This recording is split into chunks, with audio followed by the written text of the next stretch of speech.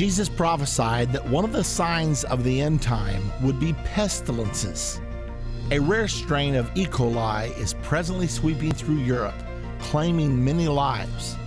Is this a fulfillment of the prophecy of Jesus or merely a coincidence? We'll find out on this edition of Politics and Religion. Look, there are two things I don't discuss: politics and religion. In my house, we don't talk about politics and we don't talk about religion. I'll talk to you about anything except politics and religion. I never talk about politics and religion. Politics determines how we'll live here on earth. Religion determines how we'll live forever. I'm Irvin Baxter. I think it's time we talk about it.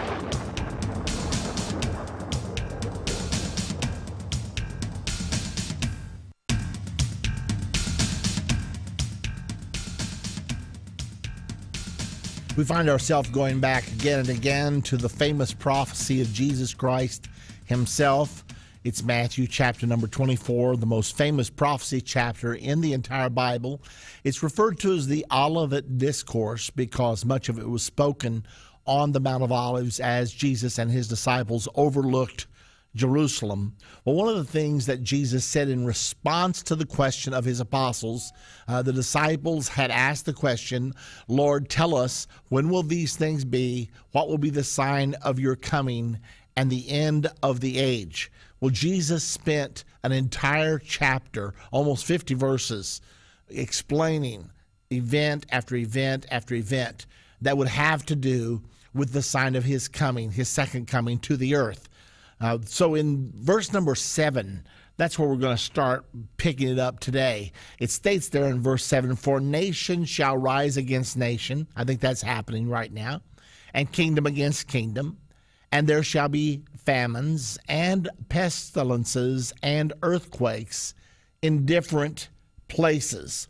All these are the beginning of sorrows. He went on to say, the end is not yet. So, are we, in fact, in the beginning of sorrows? Can we say, oh, there's always been wars, rumors of wars, there's always been kingdom rising against kingdom? I think we can say that's pretty much always happened throughout the history of man. There will be famines. Yeah, there are famines in some parts of the world. How about pestilences? We have this recent report out of Europe. Pretty amazing. Infectious disease detectives worldwide rushed Thursday to find the cause of an outbreak of a rare strain of E. coli infection that has spread to 10 countries and is blamed for at least 16 deaths and hundreds of illnesses. 9 patients in Germany have died of a form of kidney failure called hemolytic uremic syndrome, according to the World Health Organization, which cited Tuesday figures as its most recent.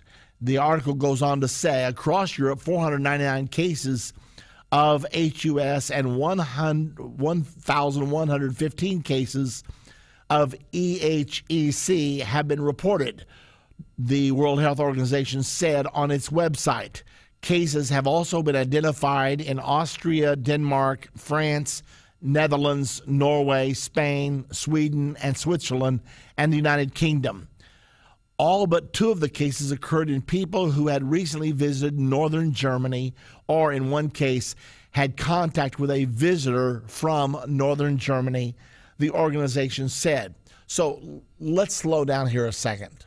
We don't want to cry wolf when there's really no wolf. We don't want to cry sign of the end time when it's simply normal, expected occurrence. We've always had E. coli outbreaks. So the big question is there any reason for us to believe that we are specifically seeing the prophecy of Jesus right now? Well, what did he tell us? Let's go back once again and look at Matthew 24, verse 7. He said there will be pestilences, earthquakes in different places.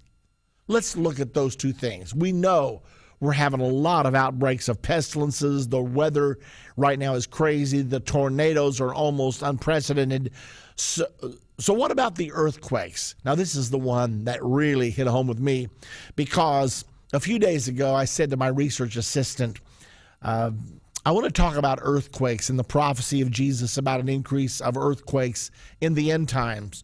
Would you please chart for me the pattern of earthquakes over the last 100 years?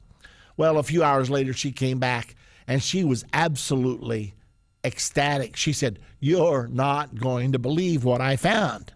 And she had charted the number of earthquakes over the last 100 years, and she specifically focused on all of those that were at least 6.0 or above on the Richter scale.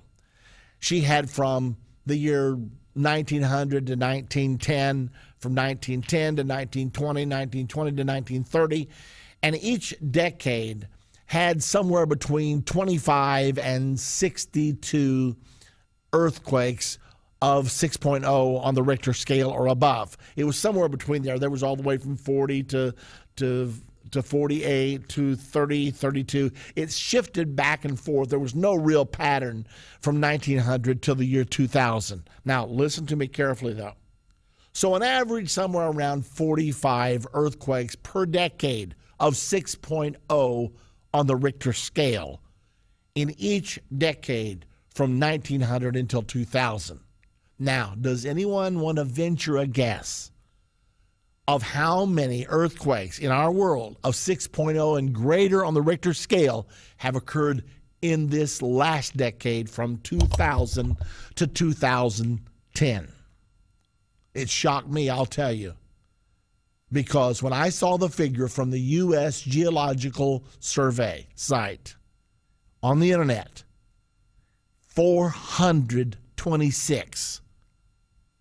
I said, "You're kidding me." An average of 45. And in this last decade, 426 for 100 years. It averaged, the lowest was in the 20s, the highest was around 62, I think. And yet all of a sudden absolutely shot skyward over the last 10 years. Now, if you put that together with all the other prophetic fulfillments that are supposed to be happening right before the second coming of Jesus Christ, such as the emergence of a one world government. You say, is that happening? Well, try World Health Organization, World Bank, World Trade Organization, World Court, and on and on and on. We all have all these global organizations being set up. All you hear about today is globalization, and globalization is simply the process of doing away with a nation state and moving to a system of global governance. It's happening right now. You don't believe it? Ask Mr. Gaddafi. The world government has invaded his country and is demanding that he step down. We also have seen this throughout many nations of the world. We are seeing an imposition of the will of the world community on sovereign nations. The United Nations in 2005 passed, actually they adopted a white paper which for the first time claimed the right to protect, actually the responsibility to protect. They call it R2P. Or RTP, responsibility to protect.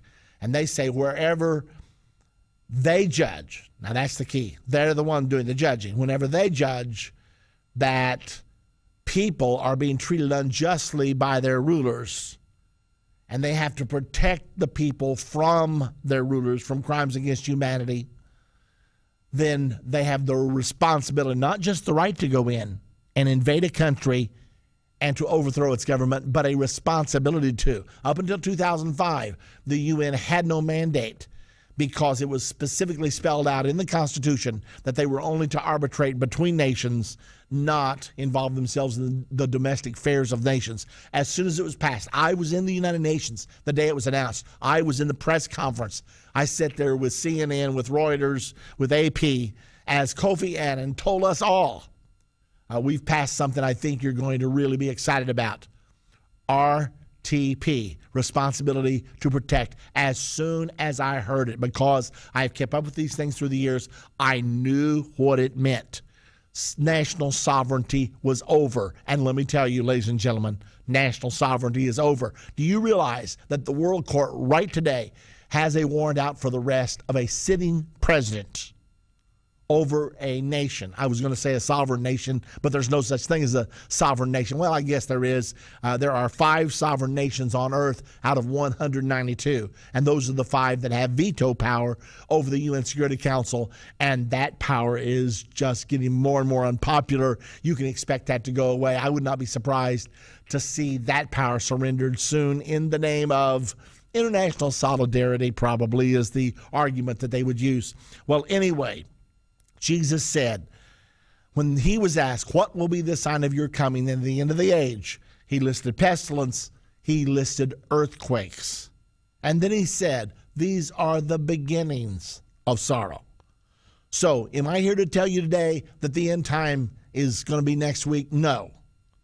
When everyone was being told that the end time would be May the 21st, my phone rang here at the offices. We told people over and over, no, it's not going to happen. We know it wasn't going to happen because there are too many prophecies that have to be fulfilled before that time comes, and we can list them for you. So we knew it was not going to happen. However, at least on May the 21st, it is going to happen, however. There is going to come a rapture, and when it comes, when the day for it comes, it will not be delayed one day. The Bible says, he that shall come will come, and he will not tarry. By the way, if you're not ready for the rapture, you need to get ready. Jesus told us how. He told us in John chapter number 3, except a person is born again of the water and the Spirit, he cannot enter the kingdom of God. That's what it takes to go up in the rapture. You must be born again. If you'd like to have our brochure called What Do You Mean Born Again? It's free. Just pick up the phone and give us a call, 1-800-END-TIME, and we'll send it right out to you. If you'd prefer to download it off the internet, simply go to endtime.com, and there you'll see one of the questions on the right-hand side, what do you mean born again? Click on it. There's your article. It's there for you at your disposal. Read it carefully. Make sure that you understand it completely. If you don't, pick up the phone, give us a call. One of our ministers here will be glad to talk to you to help you with that. I'll tell you, it's so exciting to be able in a time of spiritual darkness when all kinds of doctrines are going around, whenever religions are rife and some of them teach opposite what the other ones teach, and yet we're being told all religions are equally valid. No one knows the truth for sure. I just am astounded because I'm so much reminded of the time of Jesus Christ. You know, during that time, Jesus was asked, are you a king? It was actually Pilate who was placing Jesus on trial. He said, are you a king? And Jesus said, to this end was I born, to bear witness of the truth. And this educated governor by the name of Pilate looked at Jesus and cynically said, what is truth? Here's a man judging in the affairs of men, and yet when he was told that Jesus came to bear witness of the truth, he says, what is truth? There are a lot of people just like that today. Many people say, nobody knows what the truth is anyway. Well, wrong. Jesus said, you shall know the truth, and the truth shall make you free. Don't let anybody tell you, oh, the Bible can be interpreted any way you want to. It cannot. That's totally erroneous. That's the words of someone trying to get rid of the Bible. The Bible teaches specific things, and you can understand them. God made it that way. It's the instruction book for the human race, and that's the reason we all should be studying it right now. Endtime Ministries presents End of the Age, a 30-minute commercial-free TV show hosted by Irvin Baxter. Every Monday, End of the Age airs on the Church Channel at 9 p.m., Daystar at 10 p.m., and on TBN every Wednesday morning at 7 a.m., all Central Standard Time. On End of the Age, Irvin depicts how modern issues like an establishment of a one-world government, the religion of Islam, a coming World War III, and more line up so clearly with Bible prophecies written over 2,000 years ago. To get tomorrow's news today, be sure to tune into End of the Age every Monday on the Church Channel at 9 p.m., Daystar at 10 p.m., and on TBN every Wednesday morning at 7 a.m., all Central Standard Time. Visit endtime.com for more details or call us at 1-800-ENDTIME. That's 1-800-363-8463. The Bible prophesies about 4 great spirits which control